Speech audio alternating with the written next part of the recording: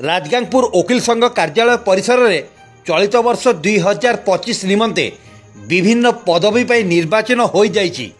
सकाळ 9 घटिकार अपराह्न 3टा जाए निर्वाचन शांति श्रृंखला सह अनुष्ठित करा जाई 71 जन वकिल निज निजर मतदान करी सभापति भाव में द्वितीय थर पूर्वर निर्वाचित होइतिबा प्रार्थी अशोक पाणी चलित वर्ष तृतीय थर 46 खंड भोट पाई हैट्रिक करिबारे गौरव अर्जन करथिले।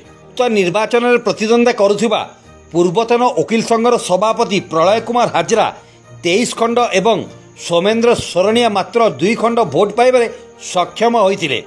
उपसभापति भाव में अर्चना मुदली, संपादक भाव में विकास सरफतिया, सह संपादक राजेंद्र कुमार गिरी, असिस्टेंट संपादक रविंद्र किसान, कोषाध्यक्ष मिल्का लाकरा, लाइब्रेरी सेक्रेटरी सुशील तिर्की अनकंटेस्ट भाव में निर्वाचित होइतिले। सेहीपरि दिवाकर प्रधान, मुरलीधर दास, Pradeep Kumar Kesarwani, Santosh Kumar Sahu, Ravindra Kumar Das executive body member भाव में दायित्व तुलेबे बोली बार एसोसिएशन पक्षर सूचना दिया जाइतिला। सुंदरगढ़ जिला राजगांगपुर देवव्रत मित्रଙ୍କ रिपोर्ट, क्रांति ओडिशा।